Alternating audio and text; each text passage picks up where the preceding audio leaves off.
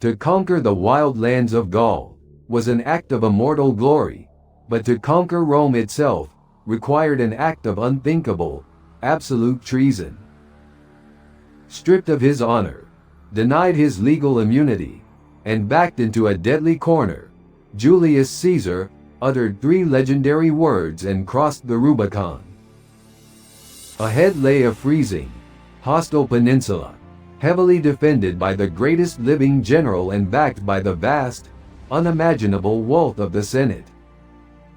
But Caesar answered not with the expected bloody massacres, but with blinding speed and a terrifying, unheard-of clemency that completely broke the enemy's spirit. Standing victorious upon the conquered docks of Brundisium, in just 65 days, his crimson cloak whips fiercely in the salty, winter wind. He has made himself the undisputed, absolute master of Italy, but has he forged a glorious new era, or merely crowned himself the King of Ashes? To find the answer to this monumental question, we must travel back to that cold dawn, where the deadliest fracture in Western political history began.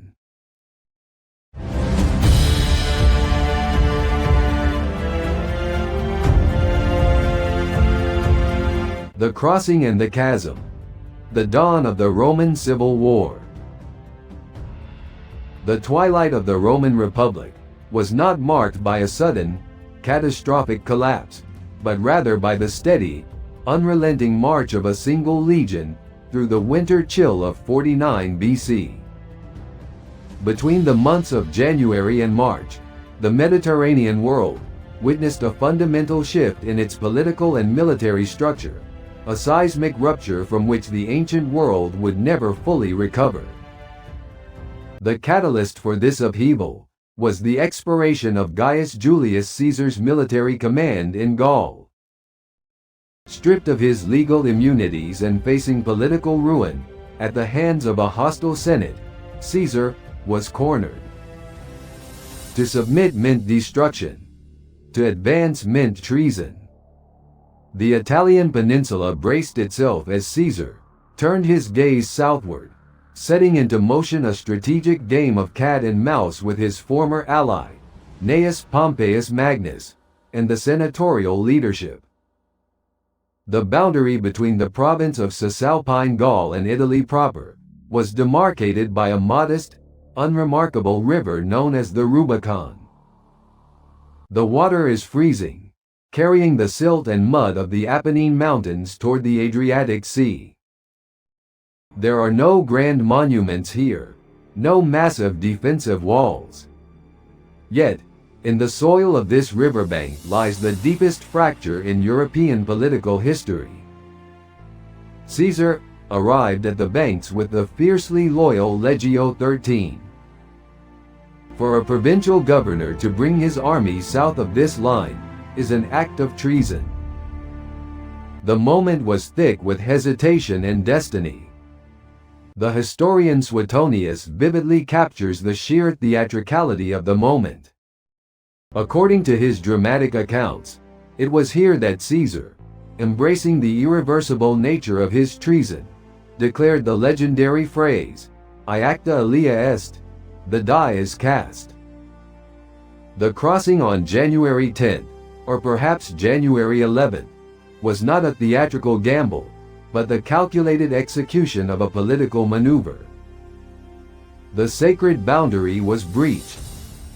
The Republic, proud and unconquered for 5 centuries, was irrevocably broken. The anatomy of panic. In the pale, frigid light of dawn, the vanguard of the 13th Legion materialized from the winter mist before the gates of Ariminum. On January 12th, they captured the city swiftly and bloodlessly. Centurions secured the gates, the forum, and the granaries. Caesar established a vital and terrifying foothold within Italy itself. Standing upon the rostra, Caesar tore his garments in a display of profound distress, weeping before the men who had bled for him at Alesia and Britannia. clashing swords against shields. They swore to defend him against the corrupt aristocracy. Word of the crossing outpaced the marching legions, carried by frantic riders flogging their horses along the 250 miles of the Via Flaminia. The psychological impact is devastating. The city, unaccustomed to the threat of its own armies, descends into panic. Rome descended into blinding hysteria. In the Senate, panic erased stoic dignity. The magistrate Favonius mockingly demanded that Gnaeus Pompeius Magnus, who once boasted he could raise legions by simply stamping his foot, stamp it now. On January 17, the unimaginable occurred.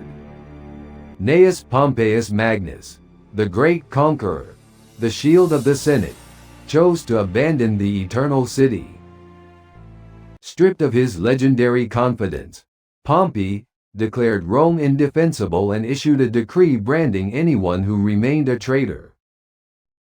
The gates of Rome choked with a desperate tide.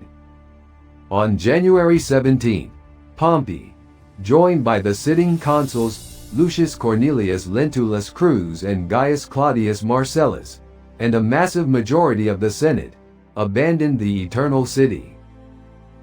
Consuls, praetors, priests, and noblemen fled with their weeping families, abandoning their ancestral estates, their worldly possessions, and the sacred temples of their gods. In the maddening rush to escape the perceived wrath of Caesar, the highest officials of the Republic abandoned all protocol and dignity. In their maddening rush, they neglected customary sacrifices and left the massive locked vaults of the state treasury within the Temple of Saturn entirely unguarded. The road south to Capua became a miserable procession of terrified aristocratic refugees. Plutarch, capturing the magnitude of this exodus in his Life of Pompey, notes that a massive majority of the Senate body accompanied Pompeius out of the city gates. This was not a mere retreat. It was a formal relocation of the Republic's government, fleeing before the specter of Caesar's veterans. It is here that the structural nature of this war is revealed. Modern scholarship suggests that this conflict is not a simplistic battle between democracy and dictatorship. It is a violent struggle between rival oligarchic factions, fighting for supremacy within a collapsing system. The architecture of clemency. The engine of Caesar's advance ground down the eastern coast. Town after town in the Pompeian stronghold of Picenum threw open their gates. Town after town, garrison after garrison, swayed by the sheer speed and audacity of the Caesarian march, threw open their gates. They expelled their Pompeian commanders and swore allegiance to the rebellion. As Pompeius marched south along the ancient stones of the Appian Way, his eyes set on the port of Brundisium, the grand strategy of the senatorial forces began to fray, due to internal hubris. This was the turning point of the early war. Lucius Domitius Ahenobarbus, the newly designated proconsul of Gaul, meant to replace Caesar, had entrenched himself at the city of Corfinium with 30 powerful cohorts. Pompeius, understanding the terrifying speed of Caesar's advance, sent urgent written directives to Ahenobarbus, ordering him to abandon the city and join the main senatorial force. But Ahenobarbus, blinded by aristocratic pride, refused. He chooses to make a stand, believing he can halt Caesar's momentum. Caesar's De Bello Civili details this critical tactical conflict, noting how Ahenobarbus stubbornly retained his troops, believing he could hold the line. He was disastrously mistaken. The climax of this initial phase unfolded at Corfinium, a rugged stronghold in the Apennine Mountains. Caesar descended upon Corfinium on February 15 with thunderous speed. Caesar immediately threw an impenetrable ring of siege works around the city. His Gallic veterans dug immense trenches, constructed towering wooden palisades, and erected heavily fortified redoubts in the freezing soil. The speed and efficiency of Caesar's engineering broke the spirit of the defenders. Within 6 days, the situation collapsed.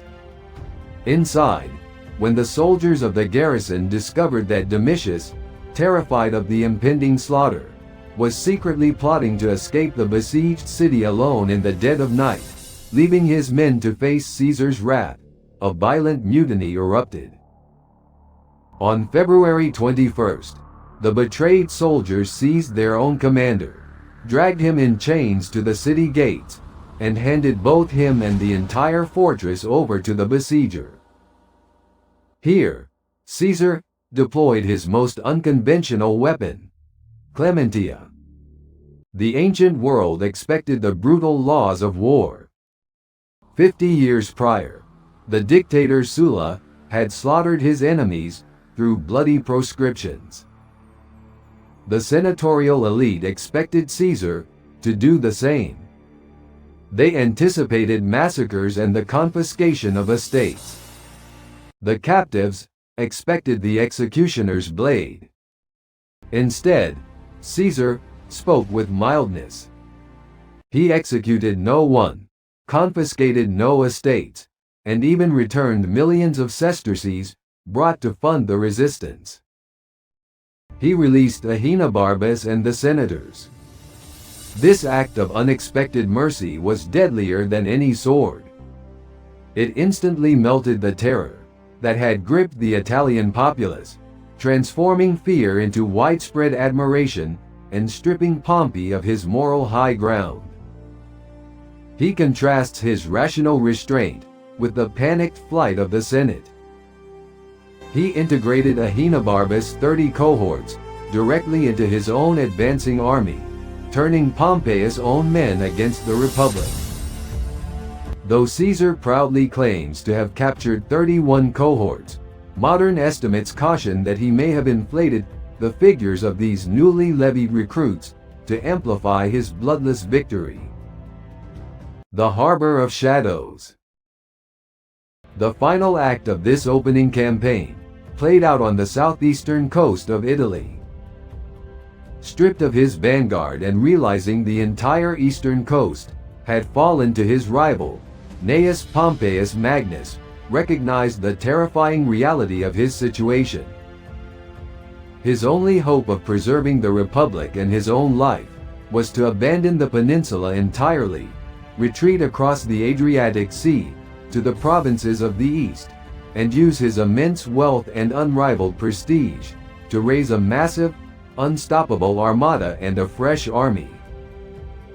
Realizing Italy was lost, Pompey retreated to the southernmost heel of Italy. On February 25, he arrived at the fortified port of Brundisium.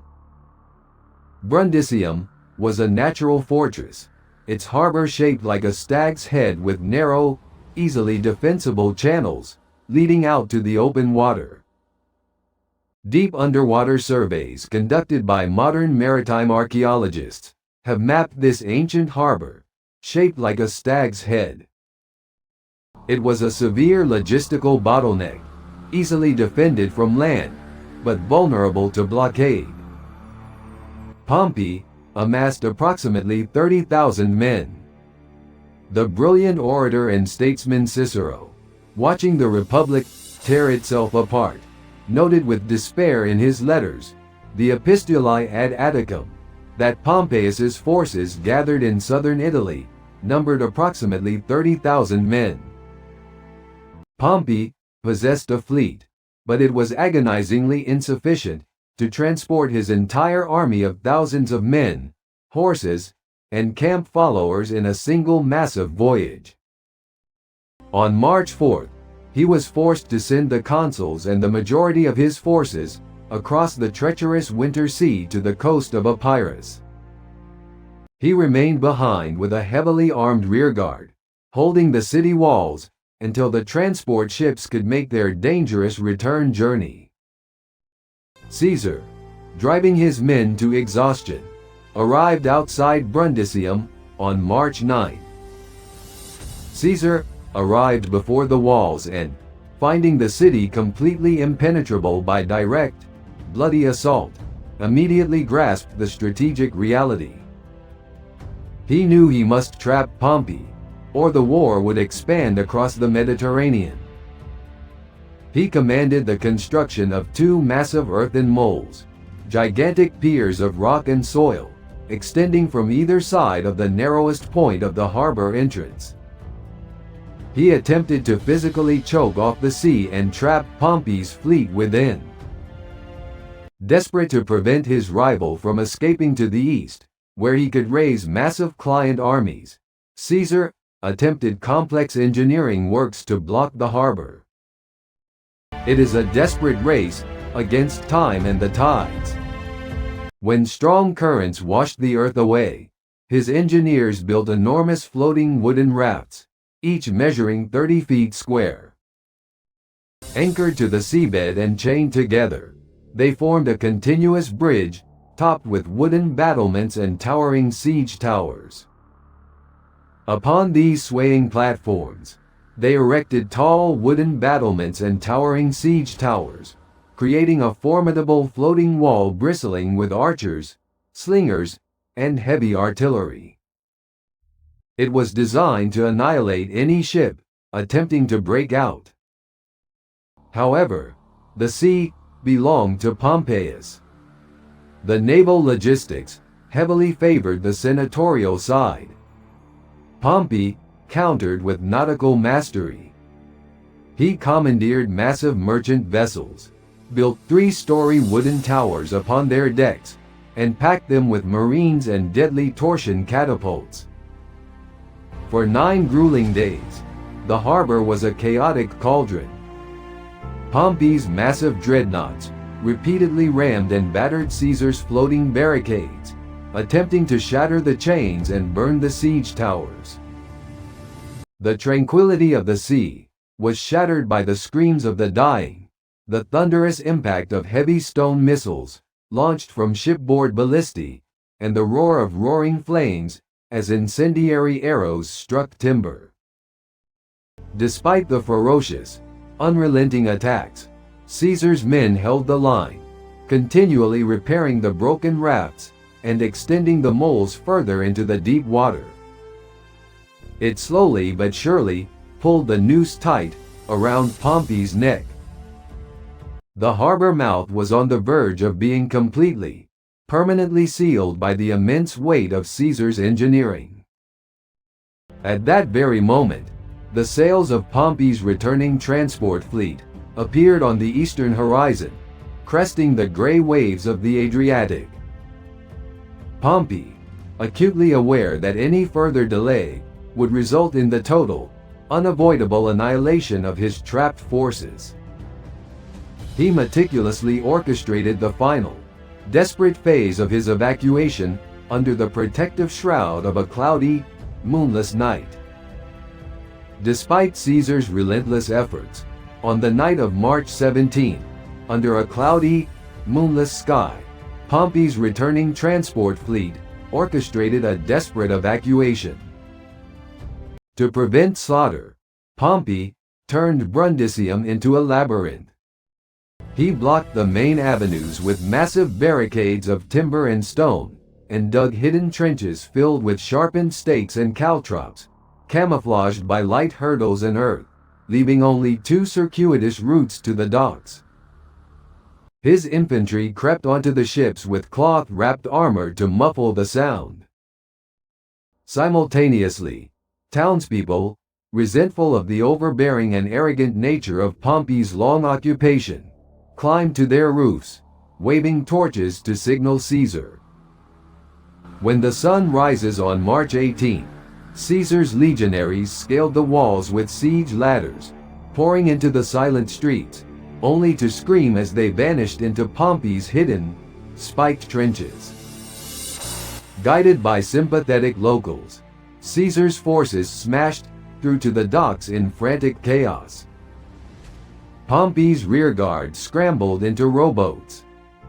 Two heavily laden transport ships tragically struck Caesar's earthen mole and were captured by furious legionaries. But the rest of the armada slipped past the incomplete blockade, catching the cold winter wind toward Epirus. Historical debate continues to swirl around Pompeius's motives for this grand evacuation. Was it a desperate flight caused by a severe numerical deficit, as he lacked sufficient loyal infantry within the city limits to repel Caesar's hardened veterans? Or, as Cicero's anxious correspondence suggests, was it a calculated, premeditated maritime strategy? Pompeius simply lacked battle-ready infantry cohorts within the city limits capable of withstanding Caesar's hardened veterans. A defense of Rome would have resulted in a slaughter. By relocating to Epirus, Pompeius could leverage his overwhelming naval superiority to enact a crushing maritime embargo on the Italian peninsula, aiming to starve Caesar into submission. Whatever the true motive, the events of these 3 months forever shattered the ancient order, leaving the Republic bleeding, broken, and waiting for the final roll of the dice. The echoes of a fractured republic. The dawn that finally broke over the bruised, battered, and utterly exhausted city of Brundisium illuminated a profoundly changed world.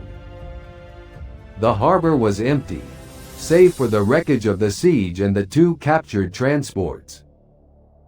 Caesar stood upon the docks, the salty wind whipping his crimson cloak. In exactly 65 days of blinding speed, without a single major pitched battle, he had driven his enemies from the soil of Italy. He seized the state treasury. And Caesar made himself absolute master of the peninsula. He was the undisputed master of Italy, but the war had only just begun. As he looked across the gray waves, the magnitude of the future weighed heavily. The core of the Senate and his great rival had escaped. Pompey was alive, he was free. And he was even now gathering the vast, unimaginable resources of the eastern provinces to crush the rebellion. Caesar had captured the heart of Rome, but Pompey still held its sword in the east. The legitimate government of Rome was in exile. The crossing of the Rubicon had taken hours, and the siege of Corfinium, days. But the flight from Brundisium ensured the conflict would plunge the Mediterranean into a catastrophic struggle. It fundamentally dismantled the Roman Republic and altered Western civilization forever. Has Caesar forged a glorious new era, or merely crowned himself the King of Ashes?